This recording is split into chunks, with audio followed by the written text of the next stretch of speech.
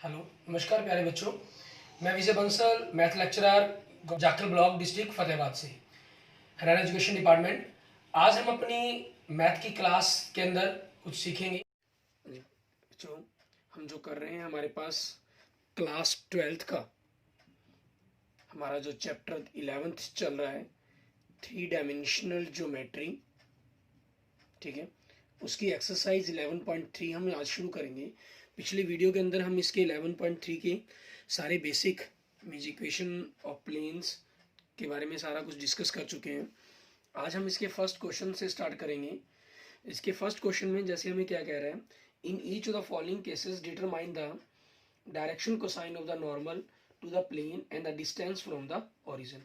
आपको ओरिजिन से डिस्टेंस पूछी गई है और साथ में डायरेक्शन कोसाइन कहे गए हैं। इसके फर्स्ट पार्ट में देखें, z इज इक्वल टू आपको 2, ये इक्वेशन दी गई है, ठीक है, गिवन इक्वेशंस होगी हमारे पास इसकी। तो हमें करना क्या है, इस पूरी इक्वेशंस को हमने जो हमारे पास डायरेक्शन रेशियो बनते हैं, ठीक है, उनसे हमें डिवाइड करना होता है। मीन्स जैसे फर्स्ट इक्वेशन होगी, डिवाइड बाय, हमें क्या करना है, अंडर रूट इनके मैग्नीट्यूड, क्योंकि x और y तो है ही नहीं, तो आपके पास क्या हो जाएगा, ये 0 + 0 + 1 की पावर 2, इट मीन्स 1 ही वैल्यू आ जाएगी आपके पास, ठीक है। हमें 1 से डिवाइड कर देना, तो z इक्वल टू 2 ही आ जाएगा आपके पास, ठीक है। तो डायरेक्शन कोसाइंस क्या होगी हमारे पास, direction cosines are 0, 0 and 1, and distance क्या हो जाएगी हमारे पास 2, ठीक है। यही आ गया हमारे पास। सेकंड पार्ट देखिए, अगर हम इसके अंदर हमें क्या कर रहा है, हमें इक्वेशन क्या दे रहा है, ये गिवन है जो, ठीक है, equation of plane is x + y + z = 1, ठीक है। सो डिवाइड बाय, हम क्या करेंगे, 1 इनके मैग्नीट्यूड 1 1 है, सॉरी कोफिशिएंट 1 1 है, तो 1 की पावर 2, 1 की पावर 2 + 1 की पावर 2, आपके पास क्या बन गया, √3 बन गया, ठीक है। तो आपके पास क्या है, 1/√3x + 1/√3y + 1/√3z = 1/√3, ठीक है। तो हमारे पास जो x y z के कोफिशिएंट सब बने, ये हमारे डायरेक्शन कोसाइंस हो गए। So direction cosines are 1/√3, 1/√3, 1/√3, and distance आपके पास क्या होगी, ओरिजिन से 1/√3, ठीक है, ये हमारे पास बन जाएगी। क्लियर। ऐसे ही हम इसका थर्ड पार्ट देखते हैं। इसके अंदर हमें क्या दे रहा है, इक्वेशन ऑफ प्लेन, ठीक है, इक्वेशन ऑफ प्लेन इज क्या गिवन कर रहा है हमें, 2x + 3y - z = 5, ठीक है। सो डिवाइड बाय √2 की पावर 2 + 3 की पावर 2 + -1 की power 2, it means 4 + 9 + 1, it means √14, ठीक है। हमें √14 से डिवाइड करना है, तो आपके पास क्या बना, 2/√14x + 3/√14y - 1/√14z = 5/√14, ठीक है। सो डायरेक्शन कोसाइंस आपके क्या बन जाएंगे, डायरेक्शन कोसाइंस आर 2/√14, 3/√14 एंड -1/√14, ठीक है। ये हमारे डायरेक्शन कोसाइंस हो गए, ठीक है। हम इसको नॉर्मल फॉर्म के अंदर कन्वर्ट कर लेते हैं, तो डिस्टेंस हमारे पास क्या होगी, हमारी 5/√14। क्लियर। इसका फोर्थ पार्ट देखें। फोर्थ पार्ट में हमें इक्वेशन क्या दे रहा है, equation of plane is 5y + 8 = 0। हम इसको मैंने सेट करके लिख लेंगे, -5y = 8, क्योंकि 8 दूसरी तरफ चला जाएगा, आपके पास पॉजिटिव करना है उसको, डिस्टेंस को, ठीक है, तो इसीलिए हमारे पास हो जाएगा। अब हमें क्या करना होगा, डिवाइड बाय, क्योंकि x का कोफिशिएंट 0 है तो 0 ही लिख लेते हैं, -5y की पावर 2 + 0, तो आपके पास 25 रूट बनेगा, इट मीन्स 5 वैल्यू ही आएगी, ठीक है। तो आपके पास हम कहीं जो हमारे डायरेक्शन रेशियोज बन जाएंगे, उनके अकॉर्डिंग हम देखें, इक्वेशन क्या बनेगी आपके पास, -y = 8/5, so direction cosines are 0, -1 and 0, and distance क्या हो जाएगी हमारी 5/8, ठीक है। ये आपके पास डिस्टेंस बन जाएंगे हमारी, ठीक है। इस तरीके से हमारा ये पहला क्वेश्चन हो जाएगा। हमने इसके अंदर जो इक्वेशन हमें दी गई थी प्लेन की, ठीक है, उसको हमने एक प्रकार से नॉर्मल फॉर्म के अंदर कन्वर्ट किया, क्योंकि नॉर्मल फॉर्म की जो आपकी बनती है वो ये होती है LX + MY + NZ = D, या हम यूँ लिखते हैं वेक्टर फॉर्म के अंदर। आपके पास एक प्रकार का यूनिट वेक्टर होता है ये, ठीक है, और यूनिट वेक्टर से हमारे पास हमारे डायरेक्शन को साइन ही पता चलते हैं हमें, ठीक है। आगे देखेंगे हमारे पास हमारा नेक्स्ट क्वेश्चन नंबर 2। इसके अंदर हमें क्या कह रहा है, find the vector equation of plane is at a distance of 7 units from the origin and which is normal to the vector 3i + 5j - 6k, ठीक है। आपके पास क्वेश्चन नंबर 2 के अंदर देखें, हमें डिस्टेंस फ्रॉम ओरिजिन दे रहा है। क्वेश्चन 2 के अंदर डिस्टेंस फ्रॉम ओरिजिन डी दे रहा है, कितनी 7 यूनिट्स, एंड वेक्टर n दे रहा है हमें, ठीक है। Normal vector 3i + 5j - 6k। हम क्या करेंगे, वेक्टर n का मैग्नीट्यूड निकालेंगे। हमारे पास 3 की पावर 2 + 5 की पावर 2 + -6 की पावर 2 मीन्स 9 + 25 + 36, ठीक है। इनकी वैल्यू निकाली हमने, √70 आ गई हमारे पास, ठीक है। सो n यूनिट वेक्टर आपके पास क्या बन जाएगा, vector n upon vector n का मैग्नीट्यूड हमारे पास मीन्स 3/√70 + 5/√70, ठीक है, -6/√70। ये हमारे पास वेक्टर n हमारे पास आ गया यूनिट वेक्टर। तो vector equation of plane, vector equation of the plane is क्या बनेगी हमारे पास formula, vector r dot unit vector हमारे पास, ठीक है, नॉर्मल वेक्टर हमारा, यूनिट नॉर्मल वेक्टर कहें हम, तो आपके पास vector r dot means 3/√70 i + 5/√70 j - 6/√70 k, ठीक है। ये आ गया हमारे पास = d हमारी डिस्टेंस, ठीक है, वो इन्होंने कितनी दी हुई है हमें 7, ठीक है। ये हमारे पास हमारा आंसर बन जाएगा। इस 70 को आप दूसरी तरह मल्टीप्लाई करके लिखना चाहे लिख सकते हैं, नहीं अदरवाइज कोई जरूरत नहीं होती, आप इसी फॉर्म के अंदर क्वेश्चंस को लिख सकते हैं, ठीक है। नेक्स्ट देखेंगे हमारे पास हमारा थर्ड क्वेश्चन। थर्ड क्वेश्चन में हमें क्या कह रहा है, find the Cartesian equation of the following plane. Means आपको वेक्टर इक्वेशन दी गई है, हमें कार्टेशियन इक्वेशन बनाने के लिए कहा गया है। इसके अंदर हम डायरेक्ट चाहें तो डायरेक्ट भी बना सकते हैं, और फॉर्म आर को लिख कर बदलना चाहें तो उसके अकॉर्डिंग भी कर सकते हैं। कैसे, मैं दोनों ही तरीकों से आपको बता देता हूँ, ठीक है। आपको ये फर्स्ट पार्ट के अंदर इक्वेशन दी गई है, हम क्या करेंगे, हमें ट्रांसफॉर्मिंग करनी है, ठीक है। अब क्योंकि वेक्टर आर आपके पास xi + yj, ठीक है, + zk होता है, तो उसी चीज़ के अकॉर्डिंग आपके पास इक्वेशन क्या बन जाएगी, सिंपल डॉट प्रोडक्ट के अकॉर्डिंग ही x + y - z = 2, बस आपका आंसर आ गया, ठीक है।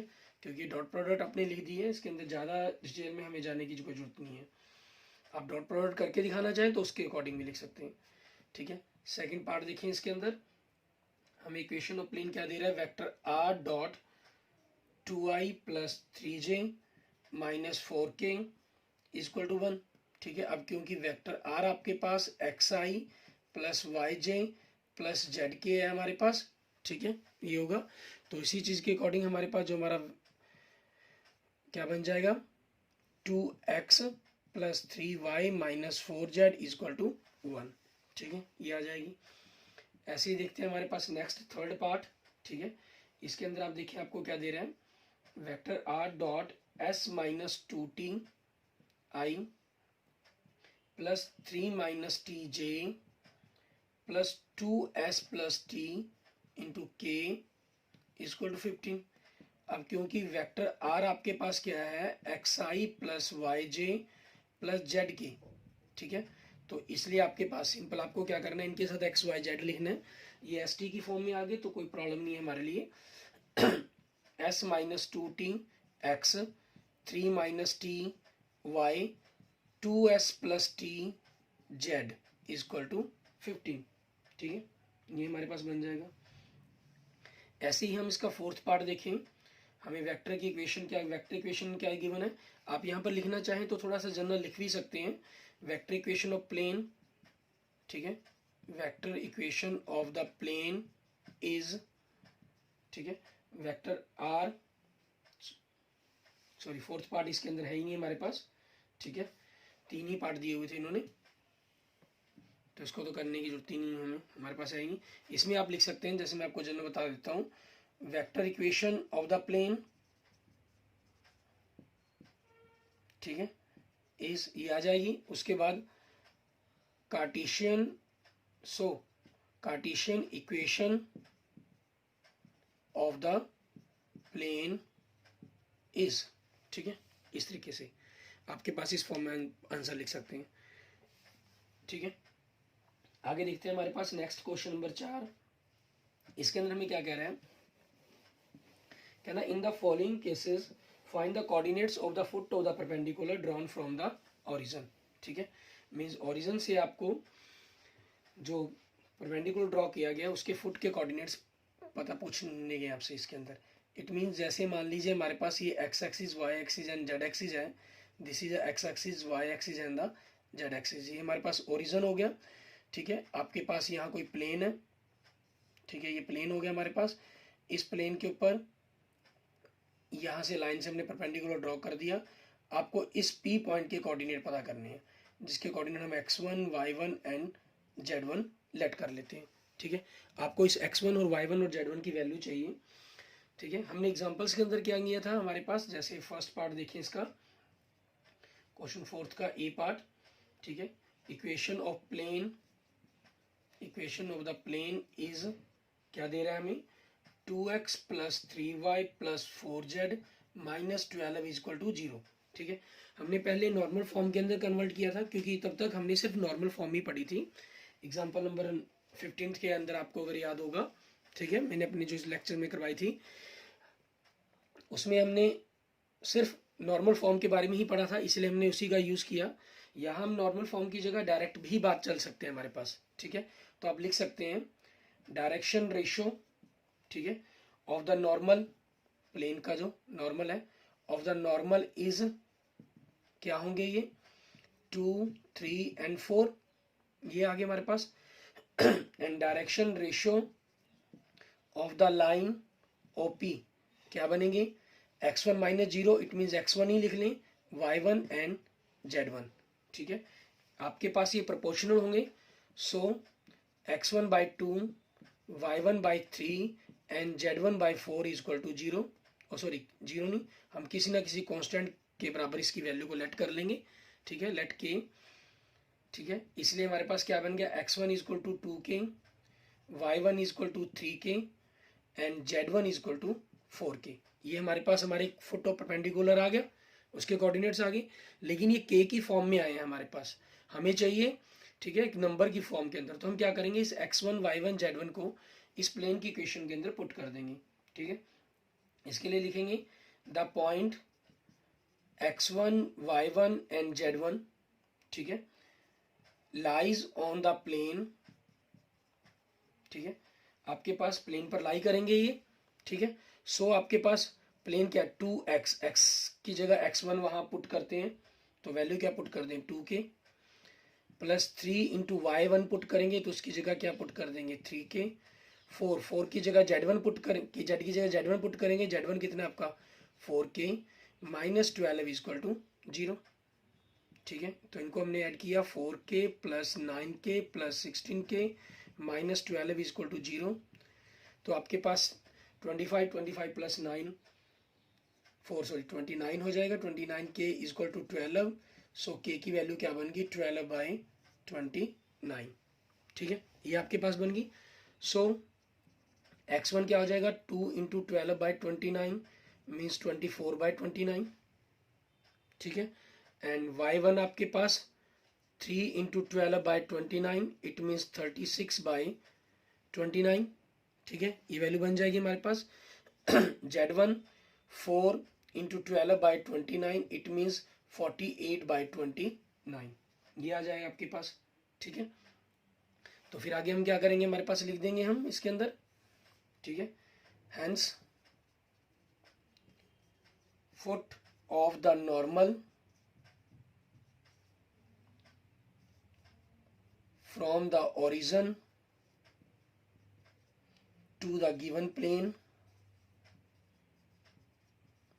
ठीक है, इज, आपके पास यहाँ की वैल्यू को लिख देंगे, ये कितना 24/29 बना, ठीक है, 36/29 बना, 48/29 हमारे पास। क्लियर। इसके अंदर प्लेन जैसा मर्जी दिया गया उसके कारण हमें कोई दिक्कत नहीं है कि कोई प्रॉब्लम्स हमारे लिए क्रिएट होगी। जैसा भी प्लेन होगा उसी के अकॉर्डिंग हम क्वेश्चंस को सॉल्व करके लिख देंगे, ठीक है। जैसे आप बी और सी पार्ट के अंदर भी हम देखेंगे और डी पार्ट के अंदर भी हम देखेंगे, ठीक है, हमारे पास इसी टाइप के बनेंगे, आप उन्हीं को इसी प्रकार से हमें सॉल्व करना है उनको, ठीक है। बी और सी में आप देख रहे हैं, बी पार्ट के अंदर आपके पास प्लेन दिया गया, जो इक्वेशन है 3y + 4z - 6 = 0, ठीक है। इस फॉर्म के अंदर आपके पास प्लेन है, तो इनको हमें किस प्रकार से करना है, वैसे ही सेम बिल्कुल, ठीक है। Equation of the plane is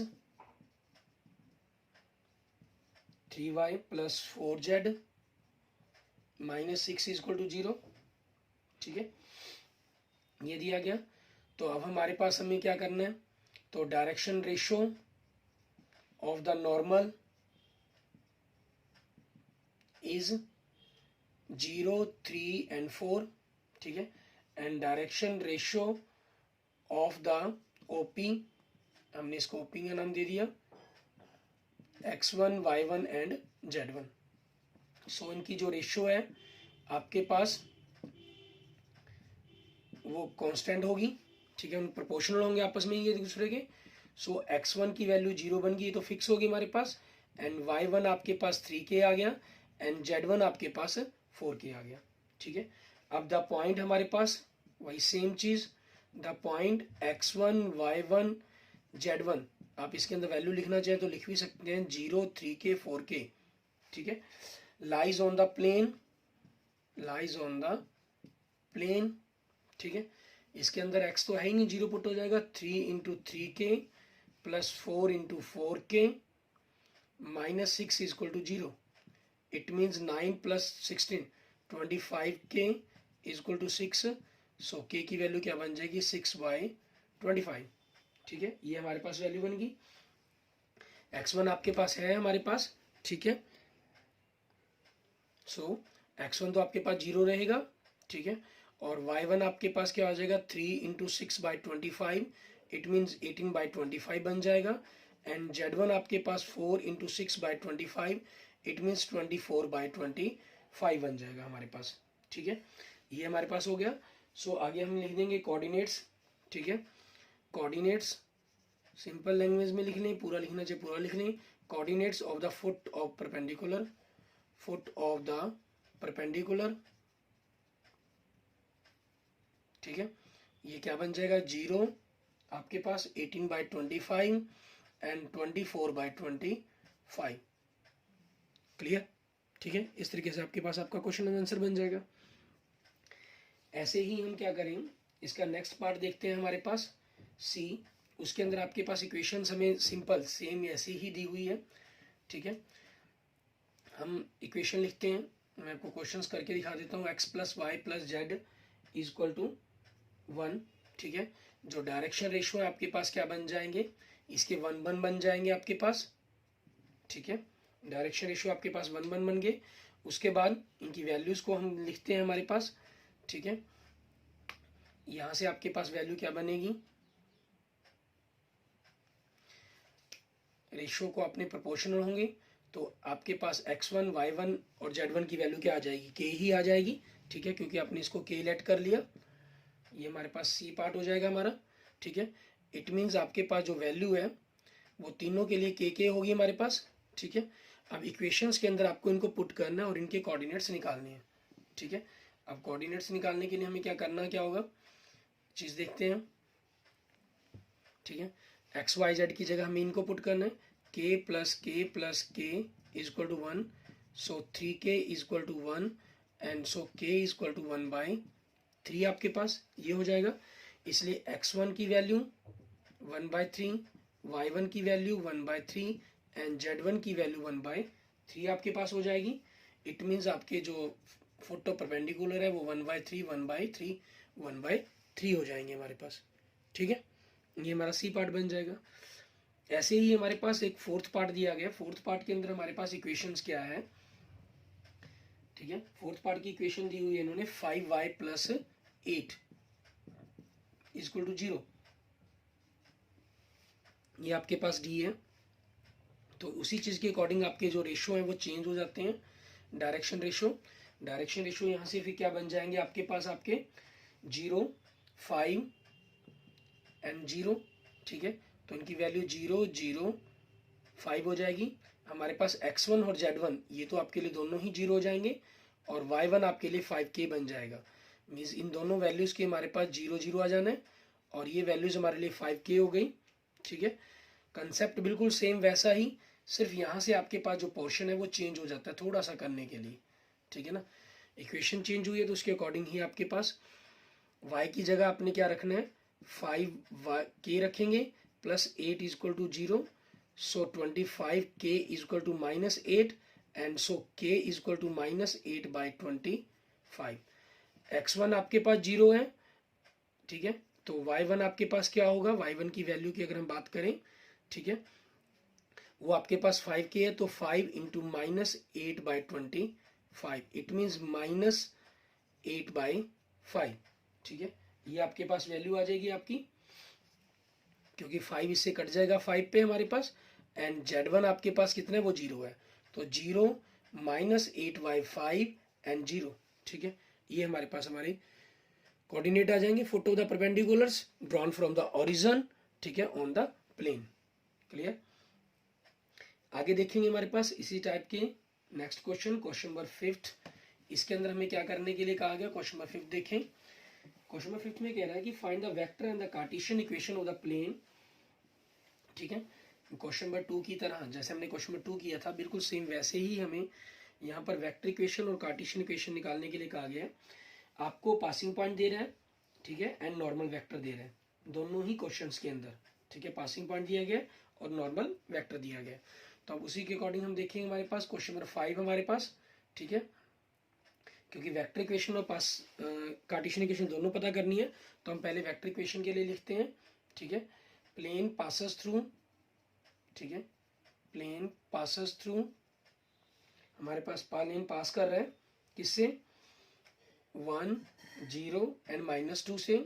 ठीक है, इट मीन्स आपके पास जो वेक्टर ए बन गया पासिंग वेक्टर हमारे पास, वो क्या बन गया, i + 0j - 2k। ठीक है, एंड नॉर्मल वेक्टर आपके पास क्या है, आपका नॉर्मल वेक्टर, आप इसको वेक्टर n से लिखना चाहे n से लिख लीजिए, वेक्टर b से लिखना है तो वेक्टर b से लिख लीजिए। ठीक है ना, क्योंकि हमने इक्वेशंस के अंदर इसको वेक्टर b से ही लिखा हुआ है जो हमने की हुई है। क्वेश्चन नंबर 2 में आपके पास सिर्फ क्या था, वहां आपको डिस्टेंस दी गई थी फ्रॉम द ओरिजिन और नॉर्मल वेक्टर दिया गया था। यहाँ पासिंग पॉइंट दे दिया गया तो हमारी पासिंग वेक्टर वाला फॉर्मूला लग जाएगा, वेक्टर इक्वेशन। ठीक है, vector equation of the plane is, हमारे पास क्या फॉर्मूला है हमारा, वेक्टर आर। ठीक है, हमारे पास इसको देखेंगे minus vector a dot product vector n के साथ इक्वल टू 0। ठीक है, तो vector r minus vector a आपके पास क्या हो जाता है, i + 0j - 2k। ठीक है, इसके साथ डॉट प्रोडक्ट किसके साथ, वेक्टर बी के साथ। ठीक है, इसको n की जगह b वेक्टर लिख लीजिए क्योंकि हमने b वेक्टर लिखा हुआ है। फॉर्मूले में आपने n वेक्टर के रूप में भी आप याद रख सकते हैं इसको। ठीक है, b वेक्टर के रूप में भी, जैसा भी हमने किया हो, ठीक है, वैसे ही हम इसको लिख सकते हैं। क्लियर, ये आपके पास आपकी वेक्टर इक्वेशंस बन जाएगी हमारे पास। आप इसको सिंप्लीफाई करके लिख देंगे तब भी कोई दिक्कत नहीं है, अगर आप यहाँ तक भी छोड़ देते हैं तब भी आपका क्वेश्चन बिल्कुल सही माना जाता है। सिंप्लीफाई करना चाहें तो इसके अंदर आपके पास आगे क्या बन जाएगा, वेक्टर आर के साथ इसकी डॉट होगी, vector R dot i + j - k।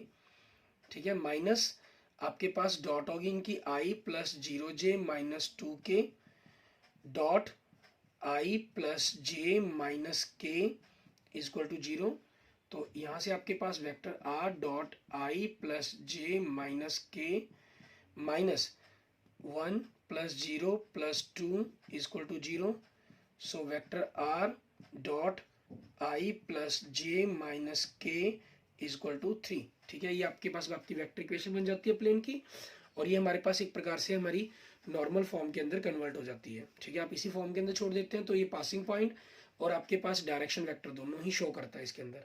ठीक है, यहाँ से हम इसको अगर मैग्नीट्यूड से डिवाइड कर देंगे तो आपके पास डायरेक्शन रेशियो, डायरेक्शन कोसाइन और आपके पास डिस्टेंस फ्रॉम द ओरिजिन आ जाएगी उस प्लेन की. अब हमें कार्टेशियन इक्वेशन में बदलना है, तो इसके लिए देखें, क्योंकि वेक्टर आर आपके पास क्या होता है, एक्स आई प्लस वाई जे, ठीक है, प्लस जेड के होता है. ठीक है, इसलिए Cartesian equation of the plane is, ठीक है, सिंपल इसे मल्टीप्लाई कर देना है हमने. ठीक है, x plus y minus z equal to 3. ठीक है, ये आपके पास आपके क्वेश्चन का आंसर बन जाएगा. ठीक है, अब चाहें तो इसको दोबारा पासिंग पॉइंट लिखकर पूरी प्लेन की फॉर्मूला लिखकर, ठीक है, इक्वेशन ऑफ प्लेन का जो फॉर्मूला होता है हमारा, A X minus X one plus B Y minus Y one plus C Z minus Z one equal to 0. x1 y1 z1 आपके पास ये पासिंग पॉइंट हो गए, ए बी सी आपके डायरेक्शन रेशियो हो गए, यहाँ से भी निकल जाएंगे 1 1 माइनस 1. क्लियर, इस तरीके से भी आप कर सकते हैं, वो आपकी चॉइस पर डिपेंड करता है. ये हमारे पास फिफ्थ क्वेश्चन का ए पार्ट था हमारा. ठीक है, आगे देखेंगे हमारे पास फिफ्थ क्वेश्चन का हमारा सेकंड पार्ट, बी पार्ट. इसके अंदर आपके पास क्या चाहिए, सेम यही चीज़ें हैं, सिर्फ आपके पास पासिंग पॉइंट्स चेंज किए गए हैं इसके अंदर. ठीक है ना, पासिंग पॉइंट चेंज हो रहे हैं. पासिंग पॉइंट इसके अंदर क्या बन जाते हैं आपके पास, बी पार्ट के अंदर 1 4 एंड 6 बन गए, जिस चीज़ के कारण आपके पास इनकी जो वैल्यू है वो सारी की सारी आपका ये वेक्टर चेंज हो गया हमारे पास यहाँ पर. और जो नॉर्मल वेक्टर दिया गया आपको आई माइनस 2j, ठीक है, एंड प्लस के दिया गया आपको आपका दूसरा वेक्टर. तो अब इसी चीज़ के अकॉर्डिंग हमारे पास क्वेश्चन हमें करना होगा, उसको हम सॉल्व करके देखेंगे कि किस प्रकार से आपको करना है इसके अंदर. ठीक है, क्वेश्चन सेकंड के अंदर आपके पास उसी हिसाब से आपका आंसर बनेगा. तो वेक्टर आर आपके पास माइनस पासिंग पॉइंट के लिए आई प्लस 4j प्लस 6k आपके पास हो गया. ठीक है, और इसकी dot product I minus 2j plus k equal to 0. तो यहाँ से वेक्टर आर आपके पास dot I minus 2j plus k, ठीक है, माइनस आई प्लस 4j प्लस 6k. ठीक है, इसकी डॉट करेंगे i minus 2j plus k equal to 0 के साथ. ठीक है, हमारे पास अब उसी चीज़ के अकॉर्डिंग हमारे पास हमें देखना है कि कैसे प्रकार से हमें करना है इनको. इसके साथ हमने डॉट किया, वेक्टर आर आपके पास ये डॉट रहेगा i minus 2j plus k minus, इसके साथ डॉट किया 1 माइनस 8 प्लस 6 इक्वल टू 0. ठीक है, सो आपके पास वेक्टर आर आपके पास क्या हो जाएगा, ठीक है, dot product I minus 2j plus k, क्योंकि यहाँ पे हमारे पास 7 माइनस 1 बनेगा, माइनस माइनस प्लस 1 हो जाएगा, प्लस 1 इक्वल टू 0. ठीक है, ये आपके पास आपके वेक्टर की इक्वेशन बन जाएगी. अब क्योंकि वेक्टर आर आपके पास एक्स आई वाई जे प्लस जेड के होता है, तो इसी चीज़ से आपके पास आपकी वेक्टर की इक्वेशन बन जाएगी, means x minus 2y plus z plus 1 equal to 0. ठीक है, ये हमारे पास हमारे प्लेन की इक्वेशन आ जाएगी, कार्टेशियन फॉर्म हो जाएगी प्लेन की. Clear, okay, thank you friends, thank you students. अगर आपको मेरी वीडियो अच्छी लगे तो इसको लाइक करें, अपने दोस्तों मित्रों के साथ इसको जरूर शेयर करें. आप इसके बाकी के आगे के क्वेश्चन हम अपने नेक्स्ट लेक्चर के अंदर देखेंगे कि किस प्रकार से हमें उन क्वेश्चंस को करना है, उसके बारे में हम जानेंगे. ठीक है, और किसी प्रकार की प्रॉब्लम के लिए आप मुझे कमेंट कर सकते हैं. आपने अगर मेरा यूट्यूब चैनल अभी तक सब्सक्राइब नहीं किया तो उसको जरूर सब्सक्राइब करें. Okay, thank you friends, thank you students.